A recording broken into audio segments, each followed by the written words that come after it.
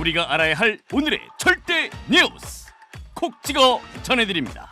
뉴스 원정대.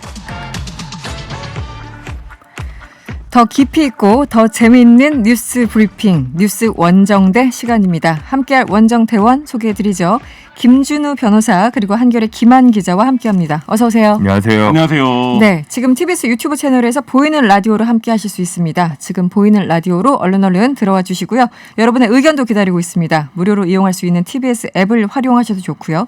짧은 문자 50원, 긴 문자 100원이 드는 샵 0951번으로 의견 많이 보내주세요. 네, 뉴스 원정대 첫 번째 이슈 만나보도록 하죠. 오늘 오세훈 후보가 선출됐습니다. 야권 단일 후보로. 결과 발표 후에 오세훈 후보 그리고 안철수 후보의 기자회견이 있었는데요. 잠시 음성 듣고 오시죠. 지난 10년을 무거운 심정으로 살아왔습니다. 제 가슴 한켠에 자리한 이 무거운 돌덩이를 조금은 걷어내고 다시 뛰는 서울시로 보답할 수 있도록 성원해 주십시오. 못 먹는 감 찔러나 보자는 식의 괴벨스식 선전선동, 진실에는 눈 감고 거짓만을 앞세우는 외눈박이 공세에 저는 절대로 굴복하지 않습니다. 서울 시민 여러분의 선택을 존중하고 겸허하게 받아들입니다. 오세훈 후보님 진심으로 축하드립니다. 반드시 승리하셔서 문재인 정권을 심판해 주실 것을 부탁드립니다. 저는 비록 졌지만 원칙 있게 졌다고 생각합니다. 저와 안철수의 전진은 외롭고 힘들더라도 결코 멈추지 않을 것입니다. 네, 오세훈 후보가 이 조건부 출마를 할 때만 하더라도 사실은 나오는 건지 안 나오는 건지 모르겠다. 그리고 나온 이후에도 지지율이 그렇게 높지 않아서 주로 이제 나경원 후보, 당시 후보에 많이 이목이 집중됐었는데 결국은 승리를 했습니다. 반전의 반전이라고 해야 될까? 오세훈 후보 승리 요인 어떻게 보십니까? 일단은 뭐 단일화 과정에서는 조직의 힘이 크게 작용을 했다라고 보고요. 안철수 후보가 높은 이제 출마 선언을 하면서 높은 지지율로 시작을 했지만 이제 어쨌든 혼자 뛰는 형국이었고 오세훈 후보는 어쨌든 당의 안정적인 지지를 받았다라는 게 단일화 경선에서는 굉장히 유리했던 것 같고요.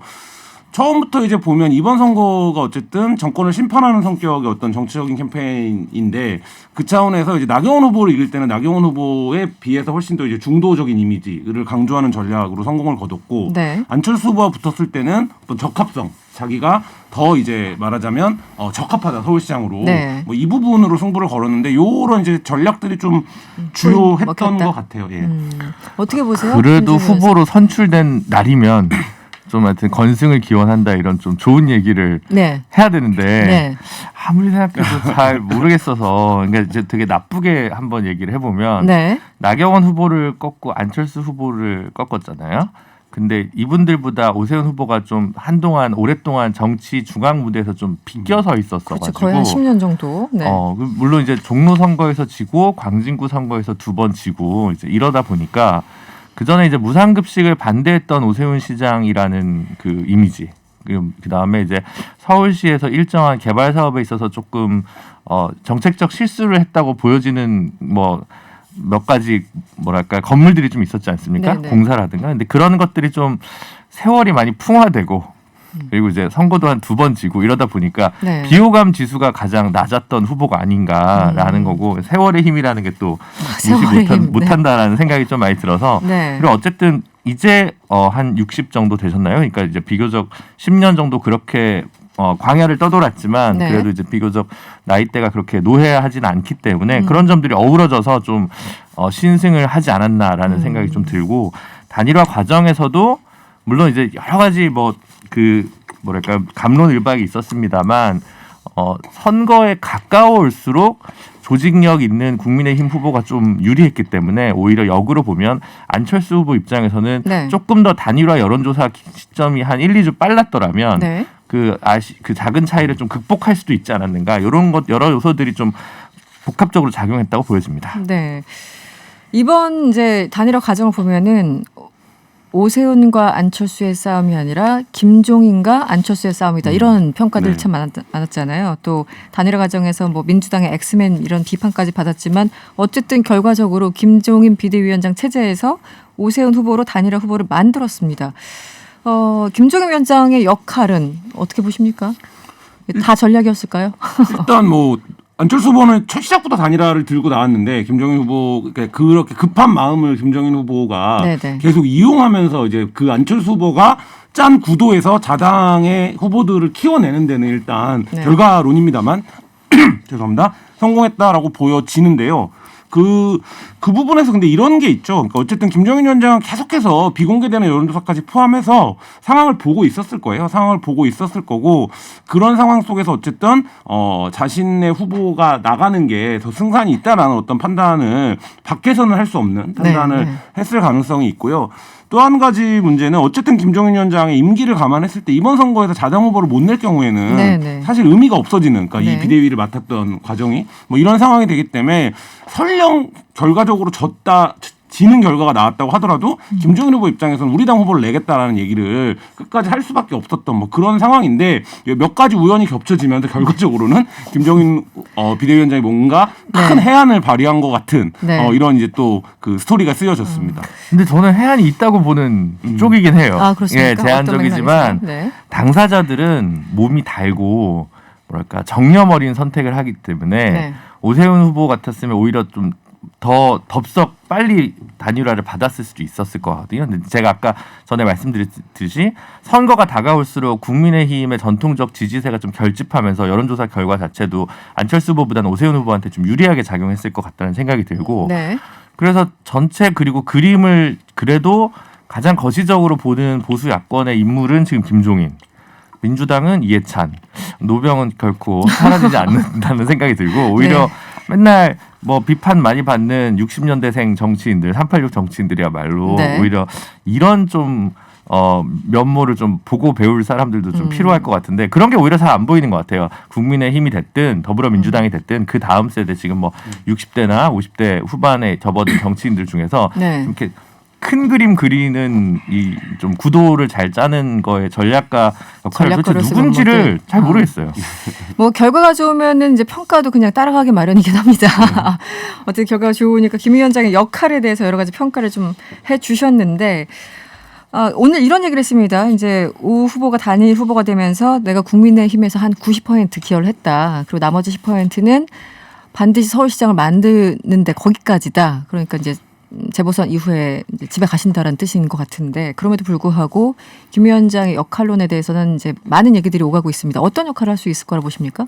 뭐 선거를 이기게 되면 김종인 체제로 대선까지 가자라는 목소리가 나올 수 그럴 있고요. 수도 그리고 있죠. 지금 네. 어쨌든 뭐 그 국민의힘 내에 초선 의원들은 상당 부분 이제 김종인 비대위원장의 공천을 관여했던 이제 국회의원들이기 때문에 그쪽 그룹이 있을 수 있고 근데 지금 이제 김준호 변호사 말씀하신 것처럼 그러면 김종인 퇴장 이후에 누구를 구심점으로 리더십을 세울 거냐라는 부분에서 보면 또 이제 말하자면 당 바깥에 있는 분들이 뭐 김무성 대표 뭐 이런 분들이거든요. 또다시. 김문수 네. 전 경기도지사. 근데 이제 이런 분들의 리더십으로 김종인 비대위원장이 헤쳐나갔던 이거보다 더 나은 성과를 낼 수 있느냐 이거가 이제 말하자면 보수 야권 전체가 좀 딜레마가 있을 것 같고요. 그래서 이제 그런 면에서 본다면 결국엔 선거에서 지게 되면 어차피 이제 정계 개편을 피할 수 없는 상황이기 때문에 본인 뜻대로 물러날 수 있겠지만 선거에서 이기게 되면 오히려 좀 더 복잡할 수 있다 이런 생각도 듭니다. 저는 아까 같은 이야기의 반복일 수도 있고 변줄 수도 있는데 네. 민주당에 왜 이해찬 전 대표가 재등판을 지난주 했을까라는 네. 거 보면 물론 이제 이낙연 대표가 지금 임기가 끝났기 때문이지만 여타한 구심력을 지금 발휘를 못하는 거예요. 민주당 같은 경우에 같은 이야기의 반복이 국민의힘에서도 김종인 없는 국민의힘에서 과연 누가 리더로서 제대로 구심을 갖고 대선을 제대로 대응할 수 있겠는가에서 상당한 물음표가 있거든요. 네. 그래서 저는 불가피하게 민주당은 이해찬, 국민의힘은 김종인이 비대위원장은 아니더라도 선대위원장으로 반드시 역할을 할 수밖에 없을 것이다라는 네. 생각이 또 들고 또 국민의힘 입장에서는 안철수라는 산을 넘었지만 윤석열이라는 산이 또 있거든요. 네, 그럼 네. 그 과정에서 국민의힘 중심성으로 이끌어 다닐 수 있는 이끌고 갈 수 있는 리더가 누구냐? 다시 김종인밖에 없다. 이런 계산이 또 나올 개연성이 상당히 크다고 저는 보여집니다. 알겠습니다. 뭐 김종인 위원장에 대해서는 이야기를 여러 가지로 여러 갈래로 앞으로도 계속 좀 나눠볼 포인트들이 있을 것 같고요. 오늘은 여기까지 하고 안철수 후보 얘기를 좀 해보죠. 어쨌든 이번에도 철수를 하게 되는 그런 모양새인데 기자회견에서 졌지만 원칙 있게 졌다 이렇게 자평을 했습니다.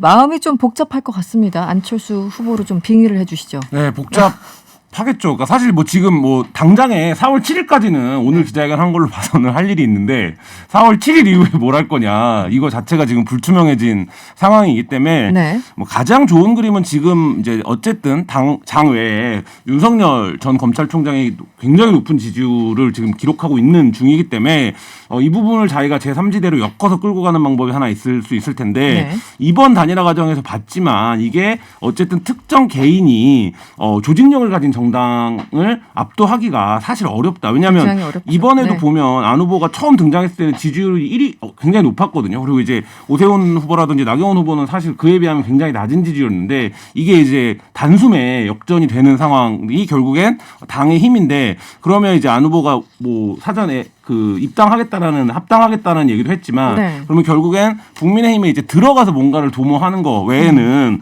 다른 이제 정책 선택을 하기가 어려운데 그렇게 되면 본인이 주장하고 있는 뭐 바깥에서 어떻게 평가 뭐 하는지 여부와는 별개로 새 정치가 이제 본인의 타이틀인데 과연 이제 그 국민들이 국민의힘에 들어가서 하는 새 정치를 얼마나 납득할 수 있겠는가 이 안철수 대표의 행보의 네. 연속선에서 뭐 이런 부분에서 이제 본인에게 굉장히 많은 숙제가 남겨진 그러니까 차라리 그래서 이 숙제를 풀지 않고 그냥 가버리면 마음이 네. 편할 것 같은 뭐 이런 좀 복잡한 상황이지 않을까 싶습니다. 많이 꼬였죠. 일단 중간에 뭐 선거 이후에 입당하겠다라든가 여러 가지로 본인이 이제 마지막에 좀 몰리다 보니까 여러 가지 좀 정제되지 않은 메시지들이 많이 나간 것 같고 네. 실제로 어제도 그 뭐 유튜브인가 어디 나와서 좀 굉장히 뭐 태극기 세력과도 같이 할 수 있다는 네, 등의 거기까지 굉장히 좀 네. 굉장히 우회전을 막 김병현 변화구처럼 막 하더라고요. 그래서 깜짝 놀라가지고 네.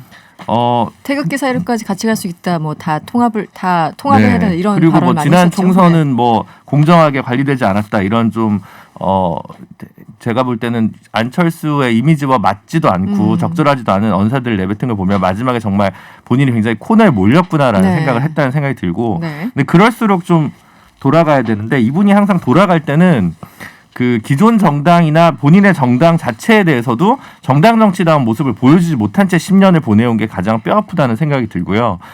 근데 이제 우리가 이제 연예인 걱정하면 안 된다고 하듯이 자산 1,500억이신 분 걱정을 우리가 왜 해야 되는지에 대해서 약간 걱정이라기보다 시나리오 내지 뭐 경로 네, 이런 건데 이 안철수 대표의 그 향후 정치 행보는 김종인 비대위원장과 연동이 되어 있어요. 그러니까 안철수 대표가 어저께 뭐 태극기랑도 같이 할 수 있다 얘기했지만 네. 사실 이제 김종인 대표랑 같이 가기는 서로 감정골이 굉장히 깊어졌고 서로 상호간에 불신이 있다라는 게 공공연히 확인이 되는 상황인데 네. 김종인 비대위원장이 남아서 뭔가 역할을 더 한다 이러면 안 후보의 지분을 인정해주지 않을 가능성이 굉장히 높죠. 그러니까 어쨌든 안 후보가 깐 판 위에서 야권이 스포트라이트를 받으면서 오세훈 단일 후보를 만들어낸 건데 그러니까 안 후보 입장에서는 이 부분에 대한 지분을 요구해야 되는데 국민의힘에 네. 우리는 의석수는 적지만 결국 내가 개인적인 나의 역량으로 맨파워로 여기까지 온 거 아니냐라고 주장을 해야 되는데 김종인 비대위원장이 계속 남아있으면 무슨 소리 하는 거냐 또 이렇게 강도 높은 비판을 할 가능성이 높기 때문에 이제 그 부분도 결국은 안 후보가 풀어야 될 숙제죠. 근데 그 문제가 사실은 김문수 지사 뭐 이재호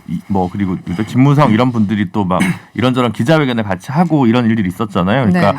상당히 그 국민의힘 입장에서는 어쨌든 안철수 후보도 자신들의 정치적 자산, 정치적 우산 안에 좀 포섭하고 싶은 생각이 있는데 이게 개인적인 어떤 구원 때문인지 어떤 이유 때문인지 김종인 위원장이 계속 틀어지는 문제가 좀 계속 있는 건 남는 건 맞는 것 같습니다. 하지만 당장 안철수 후보 입장에서는 일단 국민의힘으로 뭐 바로 입당하거나 합당하지는 않을 것이고 오히려 바깥에서 윤석열 총장이랑 어떤 접점을 만들어 보고 싶어서 이른바 본인들이 주장하는 제3지대의 정치적 파일을 좀 키운 다음에 네. 어떻게 좀 해보려는 구상을 하지 않을까 그렇게 보여집니다. 그 문장만 좀 짓궂게 연결을 해보면 안철수 후보는 태극기와도 함께 할 수 있는데 김종인 위원장과는 절대 할 수 없다 뭐 이렇게 되는 아주 묘한 상황이 된 것 같습니다. 어쨌든 단일화 후보로 되든 안 되든 간에 안철수 후보는 이미 합당 카드 던졌잖아요. 그렇다면 약속은 또 지켜야 되는 거 아니겠습니까? 그렇긴 한데 네. 근데 사실 뭐 그거는 이제 시기적인 문제가 어떻게 될지는 조금 더 천천히 봐야 될 것 같고 일단은 재보궐선거 결과 나온 이후에 보수 야권의 정계 개편 시나리오는 그때서야 의미 있게 굴러갈 것 같고요. 네. 하지만 본인이 작년에 처음 이제 이 출사표를 던졌을 때 생각했던 반응이나 기대치보다는 그래도 훨씬 돌풍 수준으로 올라오지 않았습니까? 그러니까 안철수 후보가 완전히 이번 경선에 몰입하면서 네. 본인이 뭐 실패했다고만 평가하지는 않을 것 같고 꼭 그럴 필요는 없다고 생각합니다. 근데 뭐 아주 밝지만은 않겠죠. 네. 그나저나 이 부분도 좀 짚고 넘어가 보죠. 굉장히 와닿는 얘기인데요. 오세훈 후보가 시장이 되면 저희 TBS에 서울시 예산 지원을 하지 않을 수도 있다 이렇게 언급한 일이 있었는데 출연료를 더 삭감해야 되나요? 네, 오늘도 관련해서 이야기가 나왔습니다. 기자들이 좀 질문이 있었던 것 같은데 네. 어떤 상황인가요? 그러니까 TBS 재정 지원을 중단할 수 있다라는 발언이 무슨 뜻이냐, 실제 그 발언 때문에 고발도 당하지 않았냐, 뭐 또 같은 견해냐 이런 이제 질문이 나왔는데 네. 자기네 이제 서울시 예산을 지금 현재는 지원한다 안 한다를 결정할 수 있는 실행할 수 있는 이제 위치에 있지 않다라는 네. 건데 TBS의 이제 정책으로 매우 편향된 시사 프로그램이 있어서 그 프로그램의 편향성을 지적하는 과정에서 나왔던 표현이다 이렇게 설명을 했고요. 다만 이제 선거 기간 동안이라도 균형을 지켜달라 이렇게 촉구하겠다. 네. 뭐 그 정도로 설명하겠다 이렇게 얘기를 했는데요. 뭐 네. 김어준의 뉴스공장을 둘러싸고 어쨌든 야권에서 계속적인 얘기들이 있었고 뭐 그 금태섭 전 후보도 이제 그런 얘기를 했었고 네. 비슷한 얘기들이 지금 계속적으로 반복되고 있는데 이게 굉장히 위험한 발언입니다. 그러니까 예를 들면 어쨌든 TBS의 예산이 지원이 되고 TBS의 재정이 운영이 되는 건 여러 가지 의사결정 단위들을 거쳐서 되는 건데 특정 정치 집단이 자신들에게 불리하다라는 주관적인 판단을 갖고 내가 권한을 잡으면 뭐 예산을 지원을 중단할 수도 있다 없다 네. 이렇게 얘기하는 것 자체가 네. TBS가 어쨌든 지상파 방송이고 공적 자산인 전파를 쓰는 집단인데 여기에 뭐 시장 후보가 되게 유력한 후보가 뭐 이런 식의 견해를 밝히는 거는 이 자체로도 굉장히 좀 심각한 언론에 대한 인식이 아닌가라는 생각이 듭니다. 네, 방송법에 보면 이제 방송 편성의 자유와 독립은 보장한다라고 되어 있고요. 그 다음에 누구든지 법에 의하지 않고 규제나 간섭을 할 수 없다. 그러니까 이제 규제나 간섭을 할 수 있는 건 이제 방통이라든가 이런 주무기관이 되겠죠. 그리고 이 규제나 간섭을 근거 없이 할 경우에는 2년 이하의 징역이나 3천만 원 이하의 벌금이 있는 벌칙 규정도 방송법에 있습니다. 네. 그러니까 어차피 물론 이제 할 수 있는 권한은 없겠죠. 서울시장. 근데 다만 이제 차이가 있다면 잘 아시다시피 이제 두 가지가 있는 것 같아요. 하나는 이제 본인이 서울시장이었을 때 TBS와 지금의 TBS는 일단 법인격이 새로 부여돼서 달라져가지고 달라졌죠. 네. 그걸 좀 인식을 하셔야 될 것 같다는 생각이 네. 들고 많이 변했습니다. 그리고 두 번째로는 그럼에도 불구하고 이제 지금 TBS가 아마 저도 잘 모릅니다만 경영진과 가깝진 않아서 네. 80% 정도의 예산을 서울시에서 지원을 받고 있고 20%를 아마 자체 매출로 하고 있는데 현재까지 방통위에서 협찬 광고까지 되는 상업 광고는 아직 불허하고 있어서 좀 장기적으로 보면 TBS도 서울시의 예산 지원을 줄이고 자립할 수 있는 공영 독립 언론으로 거듭나야 되는 숙제는 분명히 있겠죠. 근데 이제 시장이 만약에 되면 서울시의 예산 지원을 줄일 수 있겠다라는 얘기를 뭐 물론 이제 간접적으로 다른 핑계를 대서 할 수도 있겠지만 네. 사실 그 좀 이상한 선거제도 덕분에 지금 서울시 의회 110석 중에 102석이 민주당입니다. 네. 그래서 내년 예산 편성까지는 그 오세훈 후보가 시장에 당선되더라도 네. 사실 좀 뜻을 펼치기는 어렵기 때문에 그냥 의지 정도에 불과하지 않을까 싶긴 합니다. 사실 저희 명랑시사팀도 오세훈 서울시장 후보 측에 여러 번 섭외 시도를 했고 실제 출연을 하기로 약속을 했었는데 나중에 이제 무산된 경우도 있었거든요. 그래서 이제 직접적인 얘기를 들을 수가 없어서 여러분의 그 입을 빌어서 간접적으로 지금 얘기를 전달해 드릴 수밖에 없는 그런 상황이라는 점 좀 양해를 부탁드리고요.